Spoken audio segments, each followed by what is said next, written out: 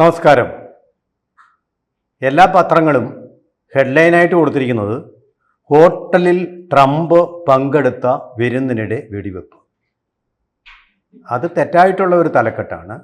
വാർത്തയുടെ ഗൗരവം ചോർന്നു പോകുന്ന ഒരു തലക്കെട്ടുമാണ്. സംശയം ഒട്ടുമില്ല. കാരണം ഇത് അങ്ങനെ നടക്കുന്ന ഒരു വിരുന്നല്ല, വിരുന്ന് സൽക്കാരമല്ല, അദ്ദേഹത്തിൻ്റെ സ്വകാര്യമായിട്ടുള്ള ഒരു വിരുന്ന് സൽക്കാരവുമല്ല. ഇത് വൈറ്റ് ഹൗസിനോട് അനുബന്ധിച്ച് ഹിൽട്ടൺ ഹോട്ടൽ, വൈറ്റ് ഹൗസിനോട് അറ്റാച്ച് ചെയ്തിരിക്കുന്ന ഹിൽട്ടൺ ഹോട്ടൽ. ലോകത്തെമ്പാടുമുണ്ട് ഹിൽട്ടൺ നെറ്റ്വർക്ക് ഗ്രൂപ്പ് ഓഫ് ഹോട്ടൽസാണ്. കേരളത്തിലുമുണ്ട്, ഇന്ത്യയിലുമുണ്ട്.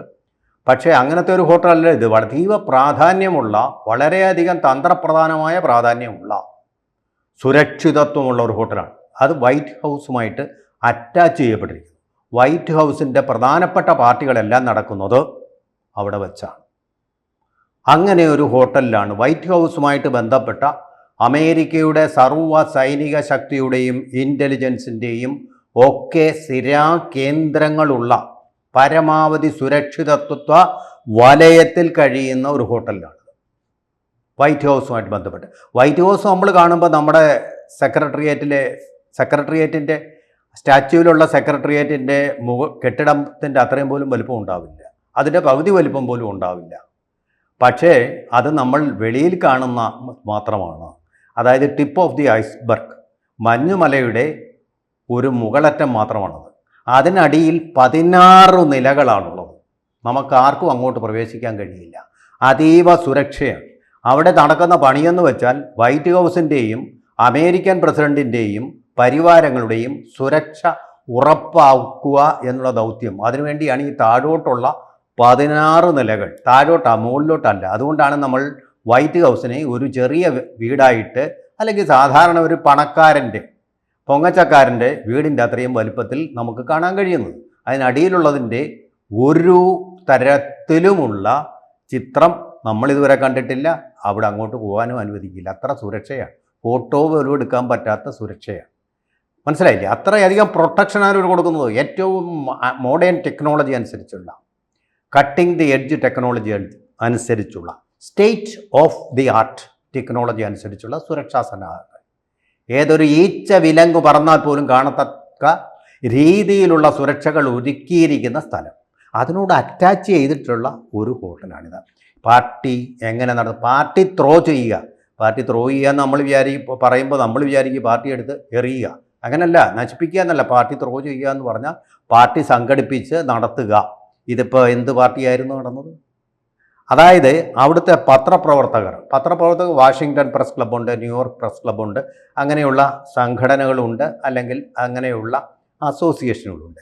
അതുകൂടാതെ വൈറ്റ് ഹൗസിലെ കറസ്പോണ്ടൻസിൻ്റെ മാത്രമായിട്ടുള്ള ഒരു മാധ്യമ സംഘടനയുണ്ട്, മാധ്യമ പ്രവർത്തകരുടെ സംഘടന. അതിൻ്റെ പേരാണ് വൈറ്റ് ഹൗസ് കറസ്പോണ്ടൻസ് അസോസിയേഷൻ, ചുരുക്കത്തിൽ WHCA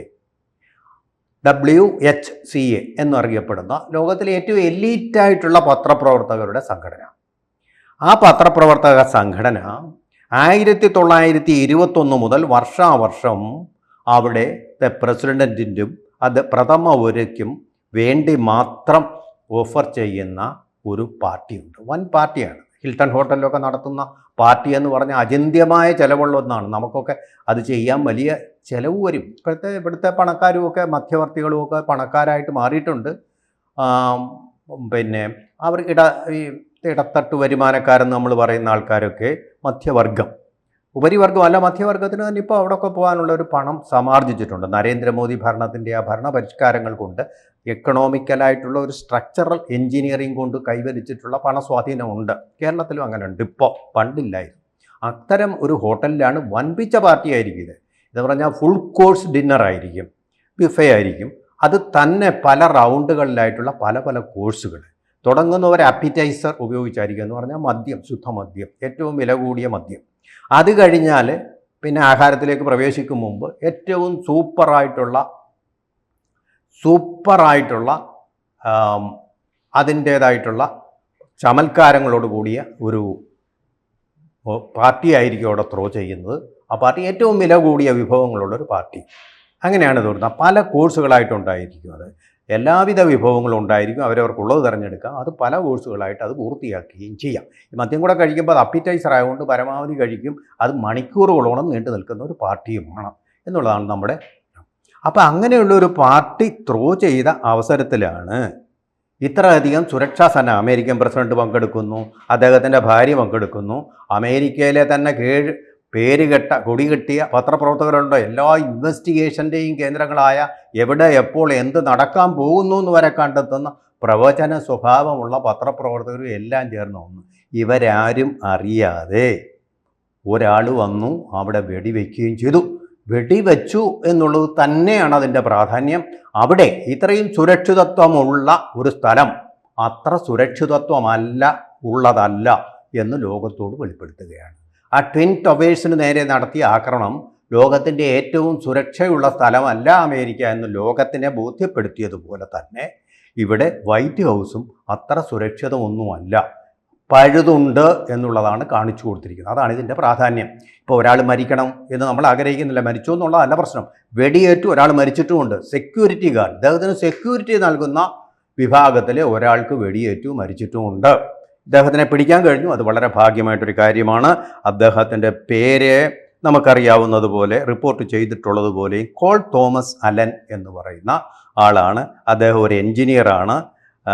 അദ്ദേഹത്തിൻ്റെ ഈ ആവശ്യം എന്ന് പറയുന്നത് ഇദ്ദേഹത്തിനോടുള്ള, ഇതൊരു ഭീകരവാദിയൊന്നുമല്ല, അദ്ദേഹത്തിൻ്റെ പ്രവർത്തനം കണ്ട് മടുത്തിട്ട് ചെയ്തൊരു കൃത്യമാണെന്ന് പറയുന്നത്, സഹിക്കാൻ വയ്യാതെ ചെയ്തത്. ഇവിടുത്തെ നമ്മുടെ ഡൊണാൾഡ് ട്രംപ് പറഞ്ഞ മറുപടി എന്ന് പറയുന്നത് വളരെ വിചിത്രമാണ്. അദ്ദേഹത്തിൻ്റെ സോഷ്യൽ മീഡിയയിലൂടെ പറഞ്ഞത്, നിങ്ങൾ സ്വാധീന ശക്തിയുള്ളവരാകുമ്പോൾ അവർ നിങ്ങളുടെ പിന്നാലെ വരും. എബ്രഹാം ലിങ്കൻ്റെ കാര്യം നോക്കൂ, നിങ്ങൾക്ക് സ്വാധീന ശക്തി ഇല്ലെങ്കിൽ അവർ നിങ്ങളെ ഗവനിക്കില്ല.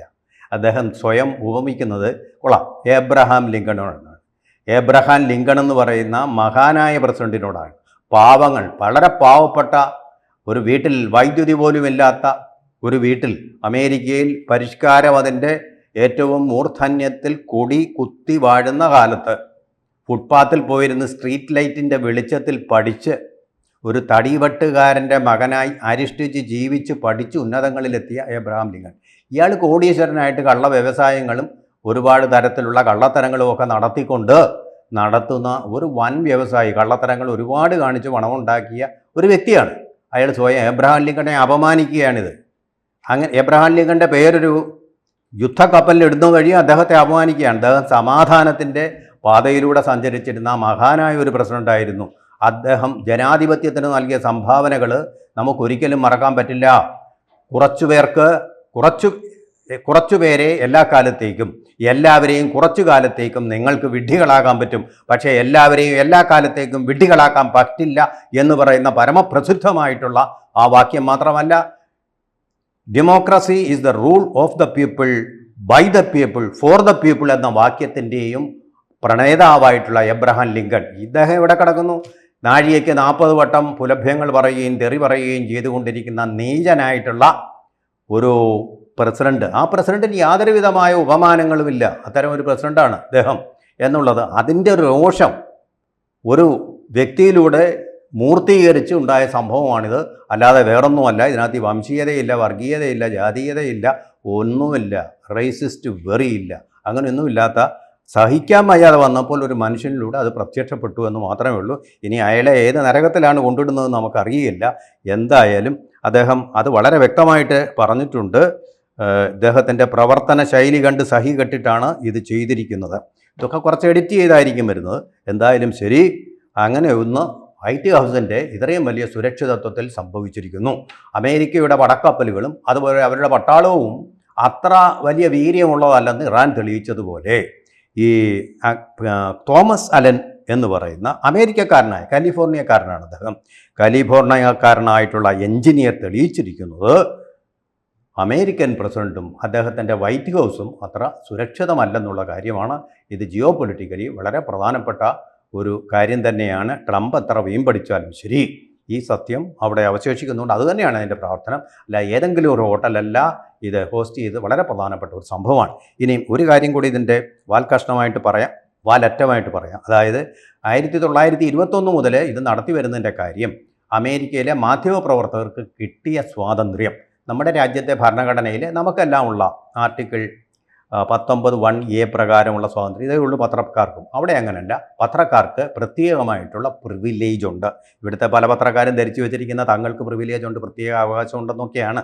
തെറ്റാണ്, തെറ്റായ ധാരണയാണ്. കാര്യങ്ങളെക്കുറിച്ച് പിടിയില്ലാത്തതുകൊണ്ടും വിവരമില്ലാത്തതുകൊണ്ടുമാണ്. ഇവിടെ എല്ലാവർക്കും ഉള്ളതേ ഉള്ളൂ. പക്ഷേ അമേരിക്കയിൽ പ്രിവിലേജ് ഉണ്ട്. അതിനാണ് നമ്മൾ പ്രത്യേക അവകാശം എന്ന് പറയുന്നത്. ആ അവകാശമുള്ള ആൾക്കാരാണ് അവിടെ അമേരിക്കയിലുള്ളത്. അങ്ങനെ ആ അവകാശം കിട്ടിയതിൻ്റെ നന്ദി പ്രകടനമായിട്ട് അവർ വർഷാവർഷം 1921 മുതൽ ആരംഭിച്ച ഒരു പാർട്ടിയാണ്. ഈ പാർട്ടി അവിടുത്തെ വൈറ്റ് ഹൗസിലെ പത്രപ്രവർത്തകർ അന്നാട്ടിലെ പ്രസിഡന്റിന് എല്ലാ വർഷവും കൊടുക്കാറുള്ള ഒരു പാർട്ടി ആണ് താനും. കൂടുതൽ വാർത്തകളും വിശേഷങ്ങളും നിങ്ങളിലേക്ക് എത്താൻ ABC മലയാളം സബ്സ്ക്രൈബ് ചെയ്യുക, ബെൽ ബട്ടണും അമർത്തുക.